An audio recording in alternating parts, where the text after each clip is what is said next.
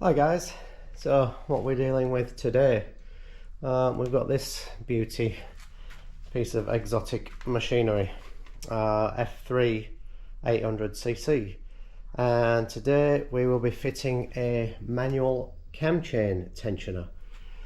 A lot of these bikes with the hydraulic tensioners do get a bit noisy after a while. This one is very noisy. I think there is a modified MV Augusta part for this, but it's pretty pricey, so we've just gone with a manual one. There's a company called Ape who does a lot of manual timing chain tensioners.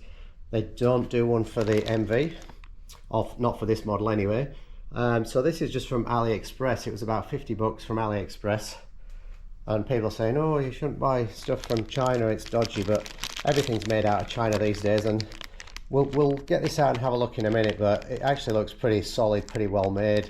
It's got a seal inside it so the oil can't pass through. So you can get them off AliExpress, probably off eBay as well.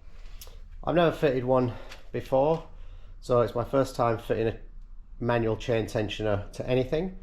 And on the MV, I believe, so the chain tensioner is in there, the standard one. So if we can move the wiring out of the way, we may get away with not pulling any fairings off whatsoever. Although I might just pull this side fairing off so I can pull the stator cover off, just so I can see, just so I can get in and get to the timing chain itself, just in case I need to wedge it to stop it from moving or anything. But yeah, I'll take this off first and then I'll get back to you. Alright, so I was going to take this side fairing off. I still might, but I might not have to. So I've just dropped the little belly pan down, purely because there's two bolts there on the fairing. I've then undone this bolt. It's clipped in there, just a push clip in there, and then one, left them in but undone them. I might take that out a bit more, just so I can wedge something in there, and it's given me enough room to access these T30 Torx bits. I've just unclipped the stator wire from up there, and then I'll take this off and hopefully we'll be able to access and visualize the chain from there. Alright, so I'll pull the stator cover off. So there's the chain. I was hoping it would be like I was hoping there'd be more sort of chain visible so I could get something in and lock it, stop it from jumping. I might see if I can sort of put something in there. Basically, when we take this tensioner out, we don't want the chain to go slack and the chain to jump. Otherwise, you're going to be retiming the whole engine, which is not good. So we're going to try and put something in to stop that from moving. If you've never taken a stator off before, this is a whole heap of, well, no, that's a metal winding, and then in there's a whole heap of magnets. That's how a stator works, like an electromagnetic field type system. So when you're trying to pull that out, you will have resistance because it will be the magnets pulling. So what you need to do is kind of like wiggle it up and down and out at the same time. It will feel like something's holding, that's just the magnets. So yeah. Alright, so I'm going to try and move this wiring out the way, and then I'll start removing that original tensioner. Alright, so first little hurdle. Now the ball is a 27. Now I thought it was 24. A 24 socket will fit in there. Unless you've got a very slim line 27 socket, you're not going to get it in there. The reason being is I can get the 27 socket on there, I can't get the ratchet on. So what I've done is I just hit it with the chisel, give it a good smack, and that's freed it off now. So what I'm going to do is I'm going to slowly wind that out, while at the same time just watching this chain. If it looks like the chain's starting to get some slack on it, then I'll try and wedge something in there to hold it. In fact, I might just try and do that now. But yeah, I'm not going to video it because I don't have enough hands, but I'm literally going to wind that out slowly. If I think there's going to be an issue, I will stop and reassess, but I'll get back to you. Alright, the standard tensioner is out. I just had a plastic pry tool, like a trim tool, which I've just put just between the chain and the guide there, just to hold the chain to stop it going slack and jumping. So as you can see on this, you see the hole down there.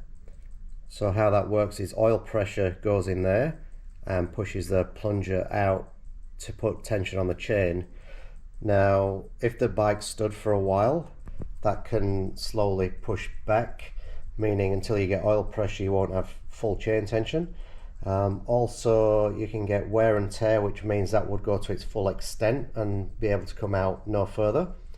And also just general wear and tear can sometimes stop them from going to their full tension. They can get a bit soft, and I think that's what's happened to you. I don't know if that's full extent. There is probably a measurement for that, but what we will do is we will get our new tensioner. I don't know what I've done with it, and we will set it to roughly that length so that when we screw it in we know we'll have tension on the chain, and then we can adjust it from there.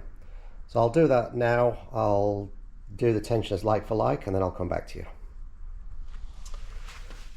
Alright, so I have lengthened the manual tensioner to as close as I can get it to the length of the standard one.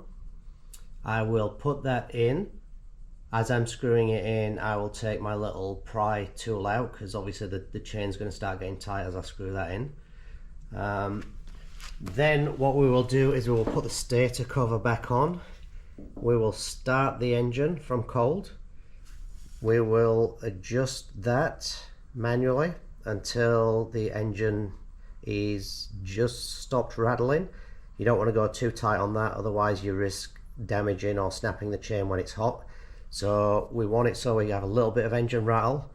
Turn it till the engine rattle stops, then we can put the lock nut on and lock it off. So yeah, see how we go with that. Okay, plot twist. I started screwing that in and it got tight very quickly. I was like, that's weird. So this obviously has a spring inside, and it's the spring's pushed down. Oops, easy. But I'd say this is totally knackered.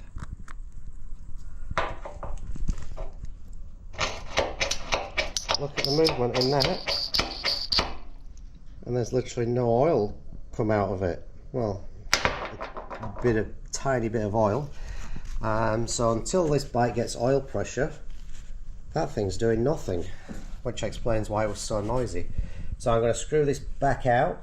I'm going to screw the housing in, and then I'm going to screw the center in. Alright, so I've screwed the main body of the tensioner in as tight as I could get it finger tight. I've then screwed the center adjuster nut in by hand. I can't screw it in any tighter by hand, so I know we've got tension on the chain there. Now I was wondering how on earth I was going to tighten this up, because I had to chisel the old one out. Like I said, you can get a socket on, but you can't get the ratchet on. Now if you've got an impact socket like this 27mm impact socket, they have a little hole in them. So I got myself a punch, a 27mm impact socket, and now I'm literally going to tighten this by hand. I'm going to put the camera down because it's hard to swing off that, but we know that that'll be tight because I can now tighten it. Like I say, if you can get like a slimline socket, you will get a ratchet in there, but I just can't fit one in, so this should work fine. Alright, before I put the stator cover back on, I've cleaned the faces up. I've taken the gasket off and dried the gasket, so the faces and the gasket are clean.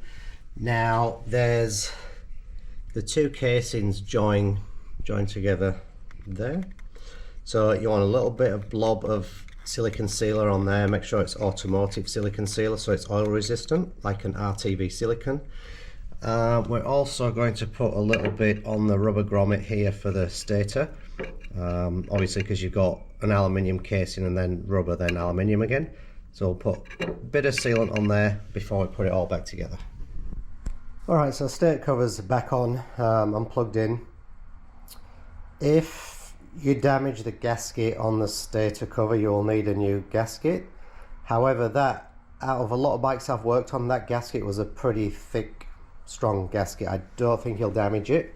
But if you do, if half comes off with the stator cover and half stays on the engine,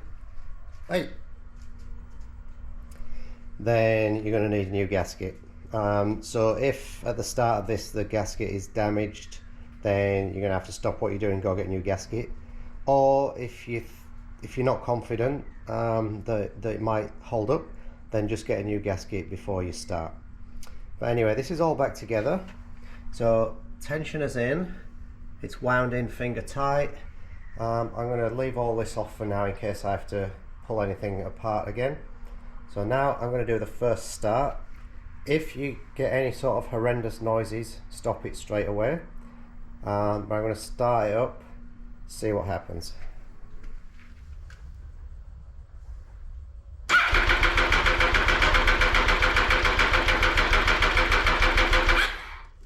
Okay, MV life.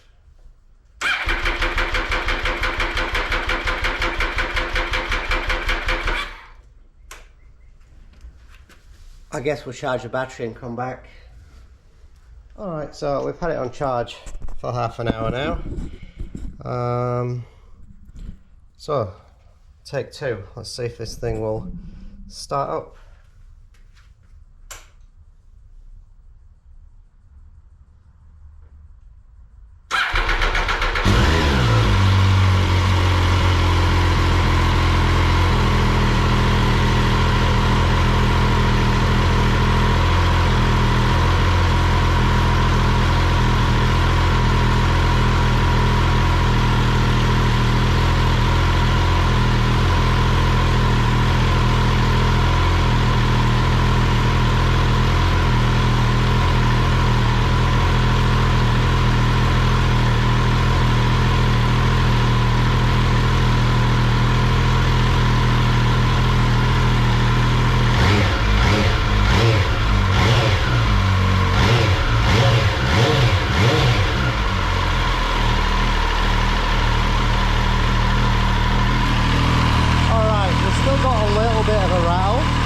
I don't think it's a timing chain.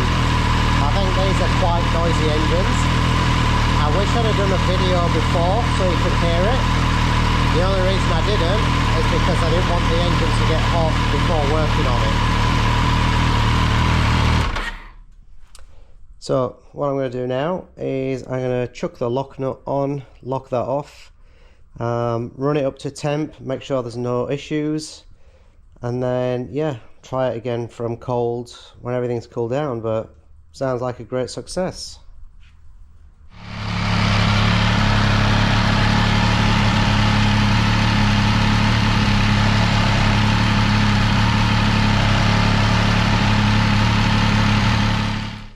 Alright, so that's job finished. Pretty easy. Probably take an hour, hour and a half maximum. And that noise that remained, like I say, before I changed the tensioner with the old tensioner, first start was horrendous. This time, first start up, still had a bit of a noise, but as you could see from the video that I just shot, it's actually something in the transmission or possibly in the clutch basket.